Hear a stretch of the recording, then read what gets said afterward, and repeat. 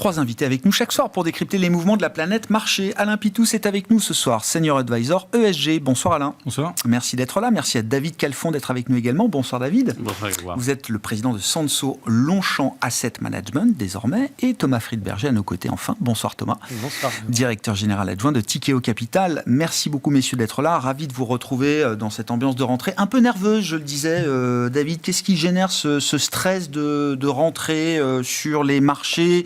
Quand je dis stress, c'est pression sur les matières premières, pression sur des trades très populaires.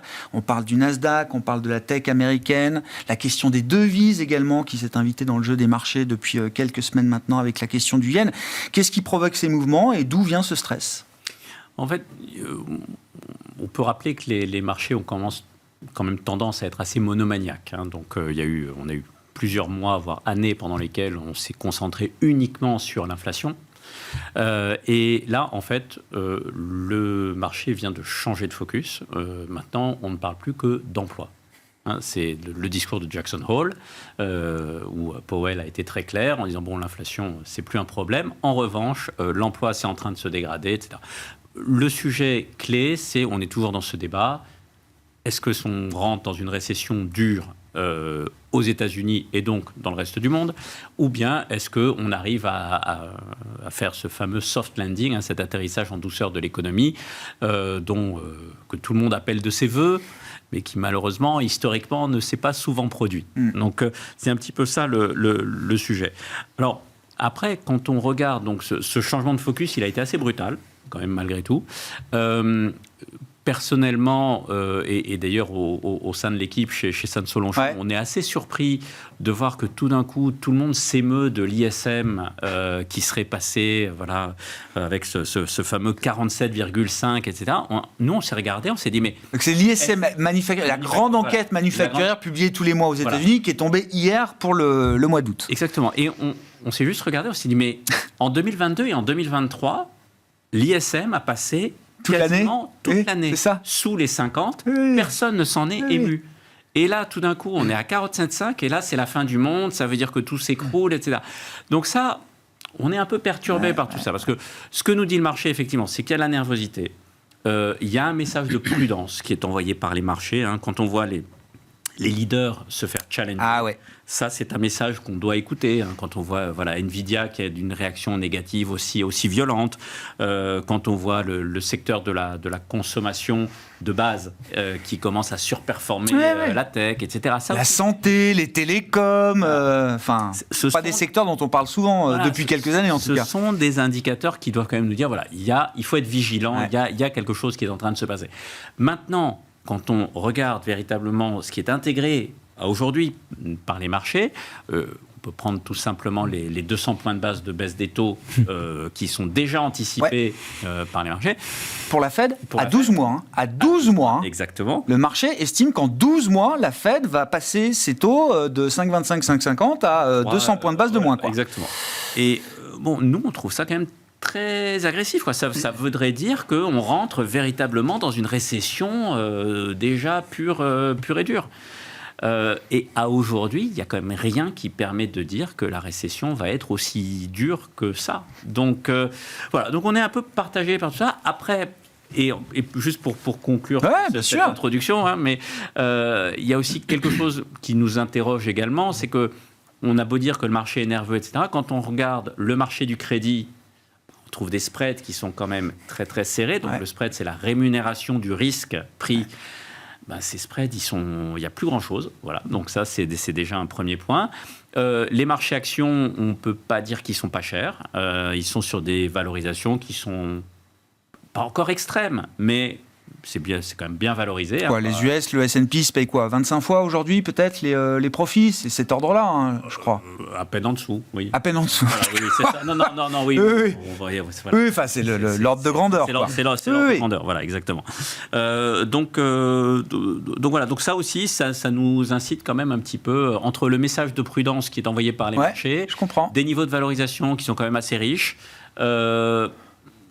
Mais pas envie d'être trop contrariant sur des séances de baisse comme ça, à racheter très vite ce qui a pu baisser, quoi. Intuitivement, quand on voit autant de nervosité, de choses négatives, etc. dans le marché, on aurait très envie d'être contrariant et de se dire allez, ça y est, on rachète. Et c'était ce qu'il fallait faire pendant des années. Voilà, et on prend les positions, etc. Mais là, on se dit, bon, il y a peut-être quelque chose qu'on n'a pas vu. Ouais. Il y a peut-être des choses qu'on n'a pas vues. Donc, si les marchés étaient moins chers que ça, on n'hésiterait pas. Voilà. Là, on est un petit peu plus attentiste. Bon, est-ce qu'on joue à se faire peur avec l'idée d'une récession américaine, notamment ? Alors moi, je veux bien qu'on se focalise sur l'ISM américain. On pourra parler peut-être d'autres zones économiques dans le monde qui peuvent générer plus d'inquiétude encore que l'économie américaine aujourd'hui. Je ne sais pas ce que vous en pensez, Thomas. Est-ce qu'on joue à se faire peur ou est-ce qu'il y a les prémices d'un changement profond peut-être dans la logique du marché un peu global aujourd'hui ? On ne joue pas à se faire peur parce que ça fait déjà très longtemps qu'il n'y a pas eu de récession dure aux États-Unis. Dans le monde post-Covid, on voit bien qu'il est quand même beaucoup plus compliqué de lire le cycle macroéconomique qu'auparavant. Déjà parce qu'il y a eu des politiques monétaires complètement hors normes qui ont encore des effets monétaires et budgétaires, oui. Qui ont encore des effets aujourd'hui. Et puis aussi parce que on voit bien que le nouveau paradigme mondial de démondialisation, etc., qui n'est pas le scénario qu'on a eu pendant les 40 dernières années, et de remontée des taux, en fait, brouille un peu tous ces indicateurs. Si on regarde le cycle d'inflation des années 70, on voit que ça n'a pas été un long fleuve tranquille. Ça a monté, ça a rebaissé. Des gens, à ce moment-là, ont dit que l'inflation était morte. C'est remonté à nouveau. Et d'ailleurs, ce qui est amusant de constater, c'est que dans la première montée, les entreprises ont pu passer l'inflation aux consommateurs, mais pas dans la deuxième. Donc là, on a revu ça se reproduire. Donc, tout ça, il faut... Et personne ne travaillait sur les marchés, personne aujourd'hui d'actifs ne travaillait à ce moment-là sur les marchés. Donc... Pardon. Sauf une personne. On a un témoin. Il a connu Alan Greenspan. Voilà.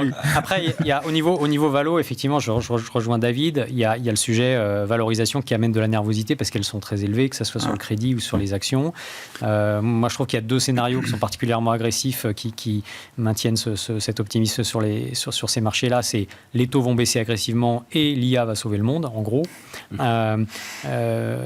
J'étais pas plus tard ce midi avec une de nos sociétés en portefeuille qui dans l'IA qui me disait c'est quand même beaucoup plus compliqué que ça parce qu'avant de générer des gains de productivité, déjà il va y avoir des capex énormes à faire du côté des apporteurs de services, du côté des entreprises et qu'aujourd'hui les entreprises sont probablement pas capables de délivrer les gains de productivité attendus parce que leurs systèmes sont pas adaptés, parce que les donneurs d'ordre savent pas ce qu'ils veulent et que donc ça va être beaucoup plus compliqué que ce qui avant de rapporter, ça coûte cher l'IA. Exactement. C'est ça, hein.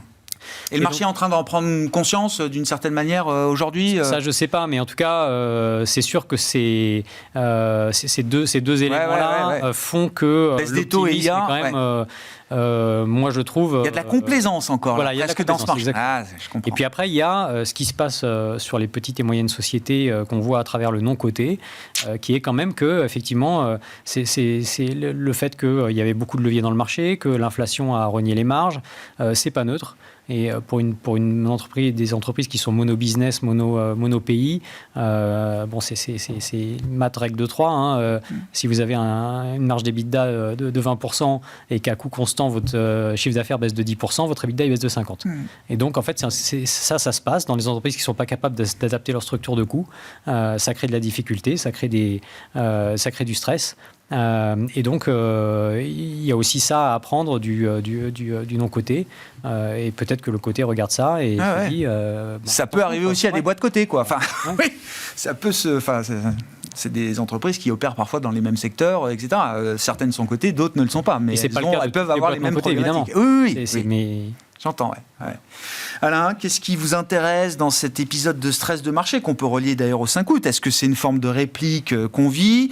Dans l'analyse un peu multifactorielle, qu'est-ce qui vous paraît avoir de l'importance aujourd'hui par rapport à peut-être des facteurs un peu plus secondaires ? J'en sais rien. Alors, moi, je suis totalement d'accord avec ce qui vient d'être dit, donc ça va être difficile de dire quelque chose de vraiment différent, mais c'est ce qu'on constate souvent sur les marchés, c'est qu'il y a un certain nombre de choses qu'on sait. On sait qu'il y a un ralentissement en Chine, on sait que la situation aux États-Unis est complexe avec les élections qui arrivent, des programmes qui commencent à être identifiés aussi, ce qui change un peu la donne par rapport à ce qu'on avait avec l'épisode Trump qui était sûr de gagner avec des baisses de taux. On verrait bien comment il montrait tout ça. Là, la situation avec une Kamala Harris qui est quand même plus... remet un peu d'incertitude dans le résultat de l'élection. Voilà. Avec un élément dont on n'en parle pas trop, c'est la fiscalité qu'elle propose, qui fait beaucoup parler aux États-Unis sur les gains potentiels. Ça fait quand même très très peur aux Américains. C'est-à-dire il y a des calculs qui montrent que ça va faire baisser les EPS des entreprises américaines. C'est ça, clairement. C'est quelque chose qui... tout ça, c'était un peu... on se disait, bon, peut-être, et d'un seul coup, on se dit, et si ça arrivait vraiment, qu'est-ce qui se passerait, quoi. Donc, il y a tous ces éléments qui arrivent un peu tous en même temps et qui se retrouvent avec 3 jours fermés, les Américains, qui d'un seul coup ouvrent, et puis, il y a tout ça qui arrive en même temps. Donc, ça crée ce stress. Et effectivement, je pense qu'en plus, il y a la situation de la Banque du Japon qu'on connaît tous. C'est-à-dire qu'en fait, il y a du levier, il y avait un levier massif, le carry trade, le fameux carry trade, et la banque japonaise qui, à l'inverse des autres, dit qu'elle va monter ses taux, ce qui est quand même, là aussi, quelque chose qui est un peu perturbant. Et ça perturbe toujours les marchés d'avoir des banques centrales qui ne sont pas cohérentes dans leurs actions. Donc, là, c'est même pas une désynchronisation, c'est à front renversé. C'est l'inverse. Là-dessus, vous rajoutez la Chine qui est dans un trou noir. Pour moi, c'est vraiment le trou noir de l'économie. Avec ralentissement chinois, moi je parle d'enlisement. Et avec un problème, c'est que on était en train de parler d'inflation, David l'évoquait tout à l'heure, on parlait d'inflation. Je pense que si les Chinois se mettent vraiment en route à vraiment peser sur les prix pour relancer leur économie en faisant un peu un dumping là où ils peuvent le faire, parce qu'il n'y a plus beaucoup d'endroits, mais ils vont quand même en trouver. Si on regarde la balance commerciale américaine, ils sont encore déficitaires massivement avec la Chine. Enfin, tout ça, c'est des éléments qui sont quand même assez négatifs. On met ça avec un taux d'épargne des Américains qui est revenu dans les plus bas. Donc, la croissance ne peut pas se faire autrement que par du levier. Enfin, tout ça est un peu perturbant. Et il y a aussi, je trouve, quelque chose dont on parle pas, on en parle, mais ça fait tellement, c'est tellement Armageddon que c'est ce niveau de dette mondiale qui est massif et qui est quand même toujours là. Et à un moment donné, je pense que ça peut faire quelque chose d'assez discriminant sur les marchés. C'est-à-dire qu'on va avoir les pays trop endettés, les entreprises trop endettées, et on va se retrouver comme ça avec une situation qui est quand même un peu négative. Et là, pour le coup, il y aura une vraie pénalisation qui n'existait pas dans le monde des taux zéro ou négatifs. Ça va discriminer. Et on voit que la discrimination, quand elle arrive, ça fait très très mal. Et si on refait un dernier point sur les semis, je ne sais pas si vous avez suivi l'épisode Zscaler hier, qui annonce des résultats très bons, largement supérieurs à ce qui était attendu, mais avec des guidance qui sont un peu moins bonnes. C'est moins 25%. C'est ça, oui. Et ça reste quand même une entreprise... Le syndrome Nvidia. Voilà. Aujourd'hui, il en faut très peu pour décevoir sur cette thématique. Et c'est une entreprise dans ce qui, secteur. avec le niveau actuel, est quand même à 63 de PE. Vous voyez, donc, ça reste quand même quelque chose d'important. Après, je pense que les situations actuelles... Alors, aujourd'hui, être contrariant, ça serait peut-être un peu trop rapide, mais je pense que... Enfin, c'est notre jeu aussi ici. On est tous positifs sur les marchés à moyen long terme. Après, donc, le truc, c'est à quel moment on va acheter. Et alors, si on fait une petite graduation, l'or, on peut acheter, parce que si les taux baissent, l'or, c'est quand même sympathique. Même partant des records qu'on a atteints là, cet été. D'accord. Ça reste un investissement confortable. Oui, c'est ça. Entre du cash aujourd'hui ou des obligations d'État qui ont bien performé, je pense qu'on peut quand même alléger l'un pour acheter l'autre. Je pense que les spreads de crédit ne reflètent pas le risque qu'il y a sur un certain nombre d'entreprises, donc je pense qu'il faut quand même un peu faire attention. Et les entreprises et les actions, et je pense que si on revient sur les marchés, c'est d'abord sur les actions qu'il faut revenir, mais attendre un peu, il faut attendre cette consolidation, il faut attendre que la vol continue de monter. Et on l'a vu, ça n'a pas duré longtemps, la volatilité a monté très fortement le 5 août, mais ça a été un mouvement très rapide. Là, ça recommence à monter. Je pense que si la vol revenait pour une raison ou pour une autre avec un marché qui piétine un peu aux alentours de 35-40, ça serait l'indicateur que les gens commencent à se couvrir et c'est là qu'on peut réinvestir. Ça veut dire des marchés qui baisseraient de 10-15%. C'est à ce moment-là qu'il faudra faire des actions. Mais je pense que après l'or, c'est le deuxième actif à acheter et en commençant par les États-Unis toujours parce que l'Europe, la situation politique est quand même désastreuse. Bloquante. C'est désastreux. Donc là, il va falloir plus que 10% de baisse. Attends, surtout qu'en plus, on les a pas fait, les indices européens, ils sont au sommet, le DAX est au sommet, le Stock 600 est au sommet aussi. Enfin, je veux dire, on parle de l'Europe avec effectivement une vue macro, conjoncturelle, très négative. Bon, sur le plan boursier, c'est pas des indices qu'on déméritait jusqu'à présent. Ces histoires de baisse de taux, quand même, comment elles sont appréciées par le marché, par les investisseurs et par vous aujourd'hui, David? Parce que moi, je me souviens, une grande partie du discours avant l'été, c'était de dire si la Fed baisse les taux pour accompagner le mouvement de désinflation, pour prolonger le cycle, etc., ça va être très bon, très positif pour les actifs risqués. Là, le pricing de baisse de taux s'accumule côté américain, vous l'avez dit, jusqu'à 200 points de base en 12 mois. Le marché ne semble pas y voir une très bonne nouvelle. Enfin, sur une séance comme hier ou comme aujourd'hui, le marché obligataire joue son rôle d'amortisseur, mais pour le reste, le bad news is good news est un peu derrière nous de ce point de vue-là. Oui, tout à fait. Il y a cette nuance qui est apparue. Qu'est-ce que c'est une bonne baisse des taux? Oui, c'est ça. Ben oui, ouais. Bon, on va essayer de rentrer un petit peu dans ces subtilités, mais la bonne baisse des taux, effectivement, c'est celle qui remet de l'huile sur le feu, un petit peu, qui accompagne, quoi. Qui accompagne, qui permet de relancer les valorisations des marchés, etc. La mauvaise baisse des taux, c'est celle où on se dit qu'on a vraiment besoin de baisser les taux beaucoup plus fort, beaucoup plus vite, parce qu'on aurait été en retard. Il y a toujours ce sujet, en disant que la Fed, de même qu'elle a mis du temps à monter ses taux, là, on sent quand même une Fed qui est en réaction beaucoup plus qu'en anticipation. Donc, on a eu ça à la hausse des taux. Et là, on a le même sujet à la baisse des taux. On dirait, est-ce qu'ils n'ont pas laissé les taux élevé trop longtemps? Est-ce que c'est pas en train de mordre véritablement dans la... et pourtant, il nous en parle depuis décembre dernier, Jérôme Powell, de ce risque de laisser les taux trop élevés, trop longtemps, etc. Mais c'est vrai qu'il y a un petit cocktail aux États-Unis quand on considère un petit peu ce qui se passe sur le marché de l'emploi. On regarde finalement l'épargne des ménages, donc ce fameux bas de laine qui avait été constitué pendant le Covid. Maintenant, on a des statistiques qui nous montrent que les Américains se sont bien servis dedans. Ça, là-dessus, il n'y a plus grand-chose qui reste dans ce bas de laine. Donc l'amortisseur au niveau de la consommation, il n'y a plus grand-chose. On peut se dire également que côté politique budgétaire, ça va peut-être être un petit peu plus restrictif également. On ne voit pas trop les demandes de CAPEX, on n'en voit pas des tonnes. Il n'y a pas beaucoup de sociétés qui se disent si c'est super, moi je vais construire telle usine, je vais relancer telle chose. Ça, on ne voit pas ce genre de choses. On parle plutôt de fermeture d'usines en Europe. Exactement. Si vous voulez évoquer le secteur automobile, qui est un exemple de tempête parfaite aujourd'hui. Au niveau de la consommation, on n'a pas. Au niveau de l'emploi, ça se dégrade. Au niveau du CAPEX, il n'y a pas. Au niveau des budgets de l'État, il y a moins. Ça peut devenir compliqué. On a peut-être ici des ingrédients qui... Donc là, il y a un mur des craintes qui s'est construit pour les investisseurs. On a une liste de sujets à traiter et on verra comment ces sujets sont adressés, pour mal parler français, au fur et à mesure du temps. D'accord. En revanche, il y a une chose qui est vraie, c'est qu'à aujourd'hui, on est dans l'anticipation. Oui. Il n'y a aucun chiffre aujourd'hui qui nous permet de dire non, on va au mur, voilà. Même, je peux vous faire le contre-argumentaire. Certains, et des gens brillants, économistes, vous dressent un cas où non, l'économie américaine n'est pas en récession, n'est pas au bord de la récession, n'a rien pour être au bord de la récession, et que la Fed reste dans le bon tempo.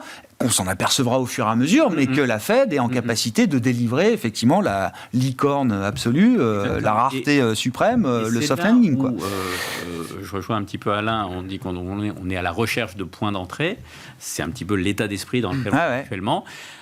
Peut-être que ça viendra d'autre chose que de l'économie. Peut-être que ça viendra effectivement de la politique. On a des élections aux États-Unis. Peut-être qu'à un moment donné, il y aura des sondages qui sortiront, qui montreront que tel candidat a plus de chances de passer que l'autre, que son programme pour les entreprises, c'est pas très sympa, que sur certains secteurs, c'est là qu'ils vont aller chercher l'argent. Et là, ça peut créer un petit peu des secousses.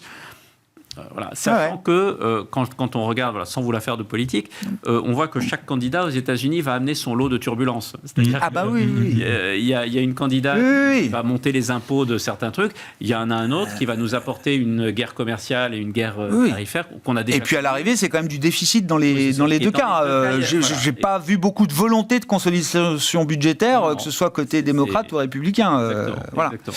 Thomas, vos commentaires, vos réactions, bien sûr. Et puis, qu'est-ce qui se passe en Asie ? Que ce soit le Japon, que ce soit la Chine, vous passez beaucoup de temps en ce moment en Asie pour Tikehau, parce qu'il y a des gros développements corporate, commerciaux avec des acteurs asiatiques et notamment japonais. Qu'est-ce que vous comprenez de ce qui se passe sur le yen, par exemple, aujourd'hui? Et puis, dans cette zone asiatique, moi je veux bien qu'on reparle du trou noir chinois. Qu'est-ce qu'il y a de nouveau, si ce n'est qu'il n'y a rien de neuf, en fait, dans l'enlisement de l'économie chinoise? Et jusqu'où le problème est profond pour des groupes occidentaux qui sont exposés encore à cette zone chinoise?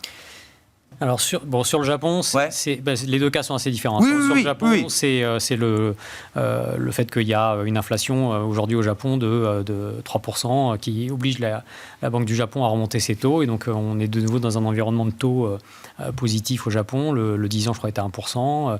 Et donc le carry trade sur le yen, donc le trade de portage qui consiste à emprunter en yen et à placer à l'étranger, c'est débouclé en partie. Alors après, c'est très compliqué de savoir si c'est entièrement débouclé, un peu débouclé, parce qu'il y a beaucoup de choses qui rentrent en ligne de compte dans ce carry trade avec des différentes pratiques de banque, d'asset manager, etc., de fonds de pension. Mais c'est ça qui s'est passé. Nous, on interprète ça vraiment comme un risque de finalement faire remonter les taux réels ailleurs qu'au Japon et donc créer un petit gap de liquidité. Et on le voit. Ça peut remettre de la tension sur des taux et des rendements obligataires de pays occidentaux. Oui, sur les taux réels, je pense, et donc indirectement avoir un effet sur la liquidité des marchés. Ouais. Donc ça, on alerte là-dessus. Il y avait clairement le fait que l'épargne japonaise allait s'investir à l'étranger, avec évidemment les politiques monétaires des banques centrales, et puis un éventuel stimulus chinois, étaient les principaux arguments pour dire que la liquidité était abondante. Donc les quantitatives, les politiques de resserrement monétaire ont enlevé ça. La Chine ne fera pas ou n'a toujours pas fait de stimulus. Il y avait ce carry trade japonais qui est en train de s'estomper. Et donc, on est un peu inquiet sur la liquidité. Après, sur la Chine, situation totalement différente. Donc, on est dans la situation d'un pays qui a, on va dire, renationalisé son économie, avec une économie de nouveau dirigée par l'État. Les entreprises privées sont de nouveau très contraintes en Chine. Donc, pour les entreprises non chinoises, il y a deux problèmes. Il y a le marché chinois, qui est très difficilement investissable. Et on voit bien aujourd'hui que des sociétés qui continuent à opérer en Chine préfèrent opérer via des JV, des joint ventures, pour avoir le moins possible d'actifs engagés sur place. Portés par le partenaire chinois ? Porté par le partenaire chinois. Et puis de l'autre côté, effectivement, les entreprises type ThyssenKrupp ou Volkswagen qui souffrent de la concurrence de produits chinois qui sont produits à perte ou à prix très bas, parce que la politique de la Chine aujourd'hui industrielle, c'est de surproduire pour créer de la croissance et surtout pour créer cette indépendance vis-à-vis de l'Occident. Et donc on se retrouve avec des produits chinois dans les cellules solaires, les panneaux photovoltaïques, les turbines éoliennes, les voitures et puis demain les avions, les trains et les centrales nucléaires. Et la grande conso y passe également. Moi, ce qui me frappe de plus en plus, c'est outre la morosité du consommateur chinois, pas de filet de sécurité, etc., enfin ça qu'on décrit et qu'on comprend depuis plusieurs années, c'est l'émergence de ces marques chinoises dans des domaines. Alors l'automobile, évidemment, je crois que tout le monde est au courant aujourd'hui, mais hier on en parlait avec des spécialistes du luxe, même dans le domaine de la beauté aujourd'hui. Vous avez des L'Oréal, des Estée Lauder qui sont challengés par des marques émergentes chinoises qui raflent des parts de marché sur un marché assez atone, quoi, d'une certaine manière. Starbucks face à Luckin Coffee, il y a des mécaniques de gain de part de marché de marques chinoises qu'on ne voyait pas avant face à des franchises occidentales qui étaient quand même reconnues, y compris sur ce territoire-là.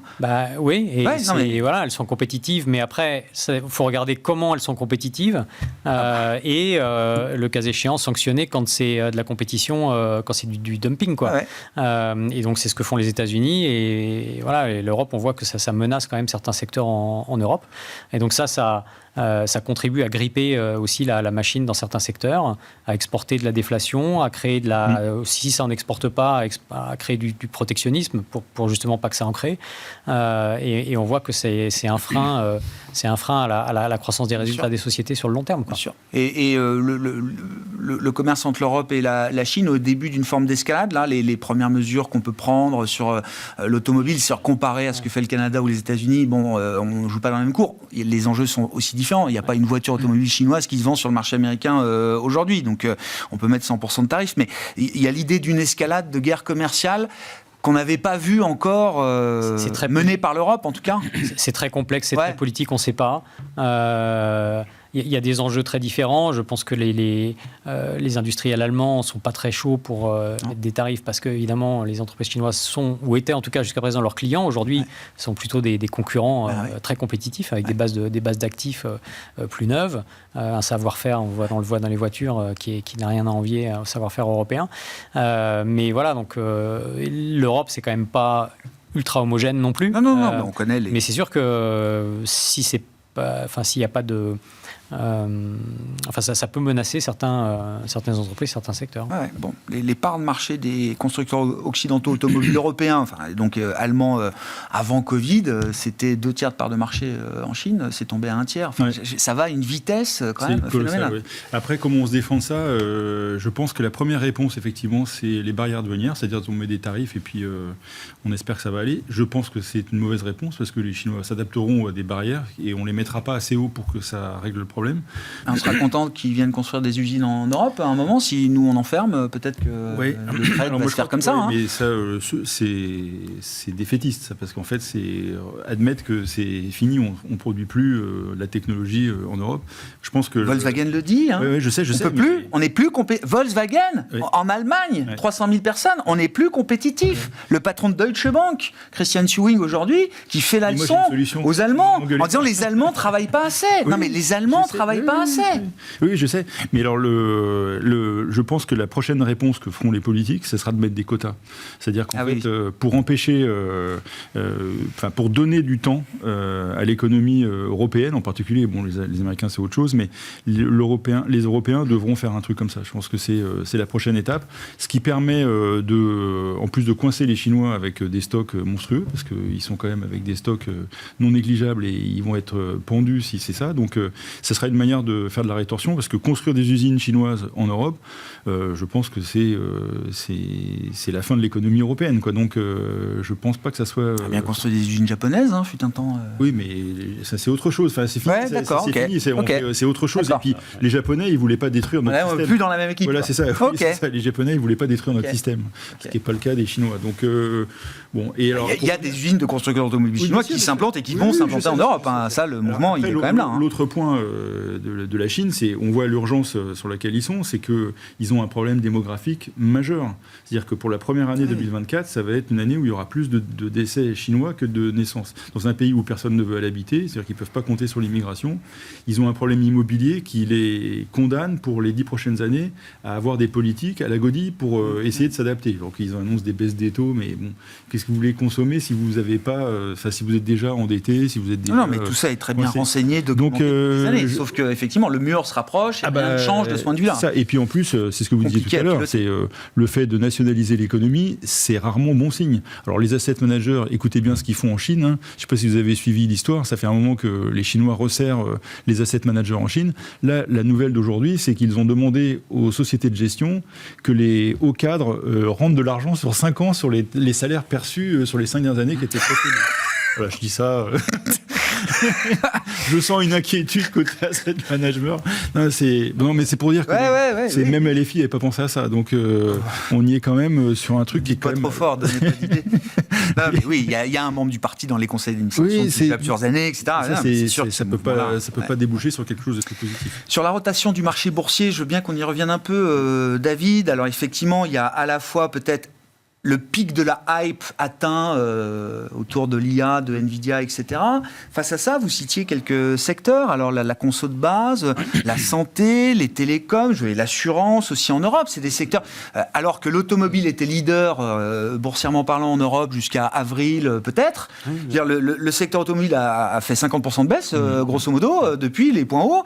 Et alors que la santé, les telcos faisaient rien, on a vu cet été que c'est des secteurs qui ont parfaitement rempli leur rôle aujourd'hui. Est-ce que c'est des secteurs, au-delà du caractère défensif intéressant en ce moment, est-ce que c'est des secteurs qui retrouvent aussi de l'intérêt pour des investisseurs de long terme? Alors, je vais juste donner une petite anecdote qui m'a été donnée par un de mes collègues avant de venir ici. On parlait justement de ce secteur de la consommation. Et il me dit, souviens-toi, en 2000, au moment de l'éclatement de la bulle Internet, Coca-Cola s'est payé 46 fois les bénéfices. Oui. Voilà. Donc, juste pour dire que le mouvement de surperformance qu'on a eu de ces secteurs-là, ce renversement de tendance, oui, on en a une partie. Est-ce qu'on est au bout du mouvement? Probablement pas. Je pense que c'est un mouvement qui est en cours.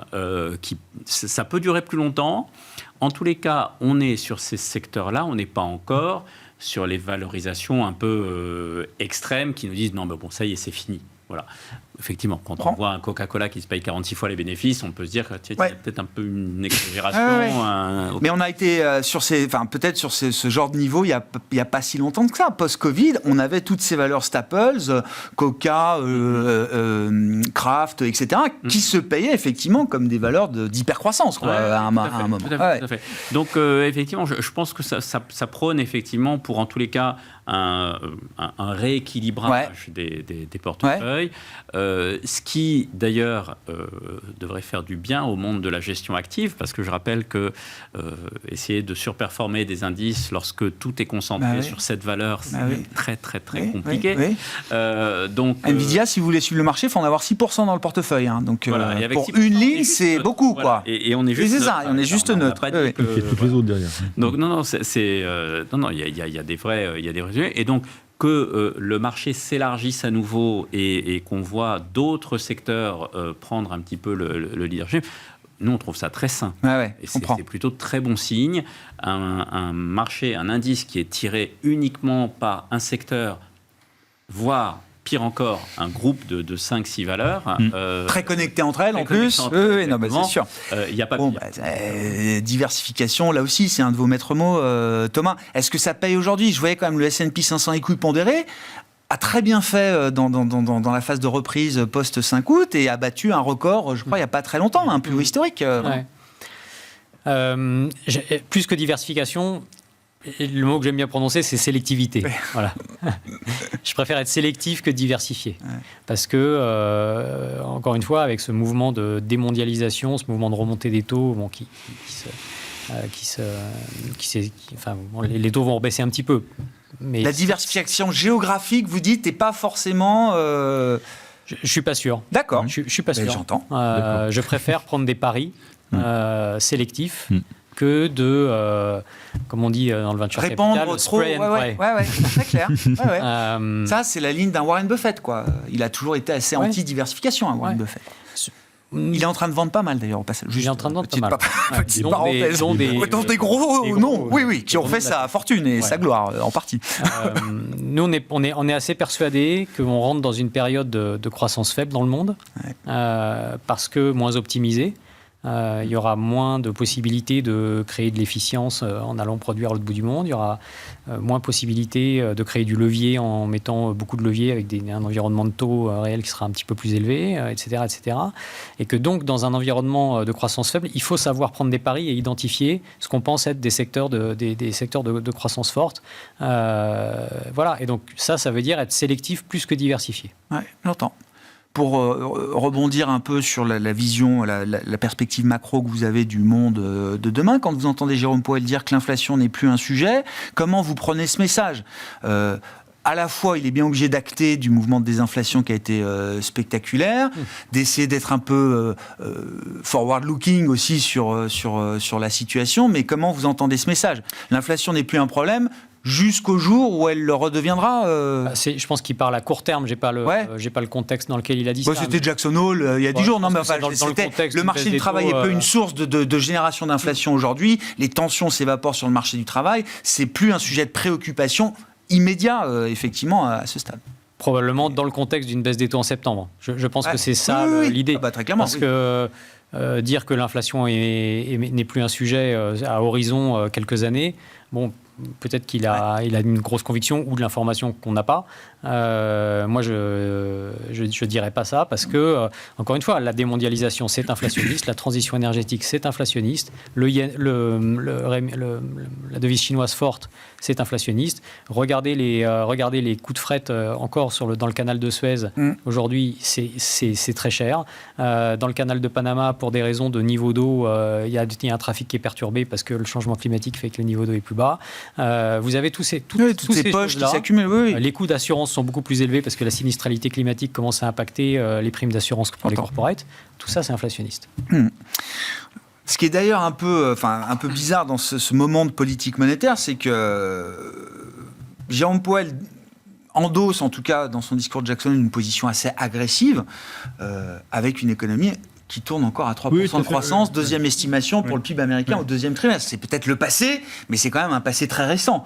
Il a pourtant un discours très volontairement agressif, il n'emploie pas les mots graduels, etc. Il se laisse toutes les options ouvertes pour pouvoir agir significativement en cas de détérioration supplémentaire du marché du travail. C'est-à-dire qu'il ne dit même pas une détérioration au-delà de 5% de taux de chômage. C'est partant du taux de chômage actuel, on ne veut plus voir de dégradation supplémentaire. De l'autre côté de l'Atlantique, alors qu'on a une situation économique, une atonie économique depuis 2 ans en zone euro, qu'on a une inflation qui a baissé aussi très vite. Je rappelle que l'inflation globale est à 2% autour aujourd'hui en zone euro.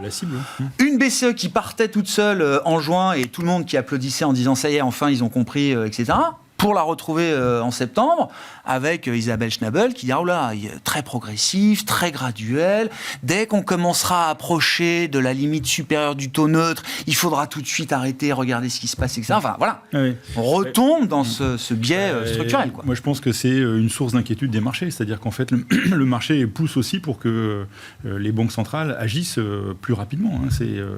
Donc ça fait partie des scénarios de risque. Donc la Fed est prête à accélérer, là où il faudrait que ce soit la BCE qui accélère. Oui, c'est tout à fait ça. Ouais. Avec, il y a quand même aussi un sujet, alors je ne sais pas... Ils n'en parlent pas parce que ce n'est pas le sujet, ils ne peuvent pas en parler, mais la politique, les élections dans 60 et quelques jours aux États-Unis fait aussi peut-être que Powell se dit je vais peut-être pas y aller maintenant. Je vais y aller maintenant pour un mouvement significatif. Et si on sécurisait le maximum avant que le nouveau locataire ou la nouvelle locataire de la Maison-Blanche... c'est la qualité de la baisse des taux. Les baisses des taux en Chine aujourd'hui, elles sont plutôt inquiétantes qu'autre chose. Et il ne faudrait pas qu'une baisse des taux trop forte aux États-Unis soit trop inquiétante. Parce qu'il y a aussi un problème avec, je reviens sur Kamala Harris, c'est parce que c'est quelque chose qui est dans les tuyaux sur l'impôt, et ça c'est quelque chose qu'on retrouve également en Europe, c'est-à-dire qu'il y a beaucoup de tentations de monter les impôts d'une manière ou d'une autre, on taxe ceci, on taxe ça, mais ça fait monter les impôts sur les sociétés, avec, et ça c'est un point pour les Big Seven, quoi, nos Magnificent Seven, c'est Google qui se retrouve un peu sous pression de Nvidia, Nvidia également être visiblement c'est une nouvelle qui ça c'est forcément ils vont pas détruire Nvidia. Non, ils vont pas le détruire aujourd'hui, quoi. Ils vont essayer de calmer les ardeurs, montrer aussi aux autres que il faut peut-être pas trop s'emballer sur ces sujets, mais c'est une des raisons pour laquelle Nvidia est passé de 130 à 100, quoi, hein. Donc oui, visiblement ça joue quand même un petit peu avec des PE élevés, même si la croissance est quand même assez forte. Mais encore une fois, je pense que la politique américaine va donner le ton. Et là, pour le moment, les sondages, ils veulent rien dire. Ils font des sondages nationaux qui veulent rien dire, même si Kamala Harris a une bonne traction. Moyennant quoi, on est dans cette incertitude. Et je pense que cette incertitude nous met 2 mois dans la vue, quoi. Et on n'a pas besoin de ça en Europe. Et aux États-Unis, ils peuvent peut-être se le permettre, mais en tout cas, ils prennent 2 mois de retard. Comme ils ne vont pas faire ça le lendemain des élections, on est... je sais pas. Et puis avec une politique budgétaire qui est quand même pas claire aux États-Unis. Le marché, il attend 100 points de base d'ici la fin de l'année. Je sais, c'est pricé. Non, mais j'attends quand même que la Fed fasse. Il ne faudrait pas qu'il fasse 0,50 au premier mouvement, quoi.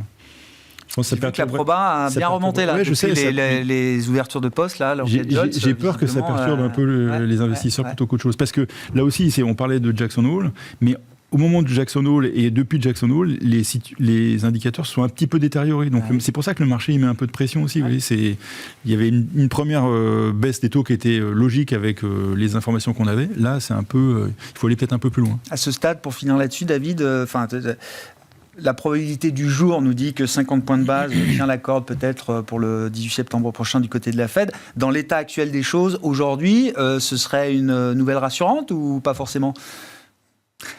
Oui, non, moi je ne prendrais pas ça forcément comme une bonne nouvelle. Okay. Je pense que, parce que, encore une fois, ce que l'on voit justifierait plutôt 25 points de base. Oui. D'accord. Et du coup, s'ils en font 50... C'est qu'il y a d'autres raisons derrière. Comme Thomas le disait, ils savent peut-être des informations que nous n'avons pas.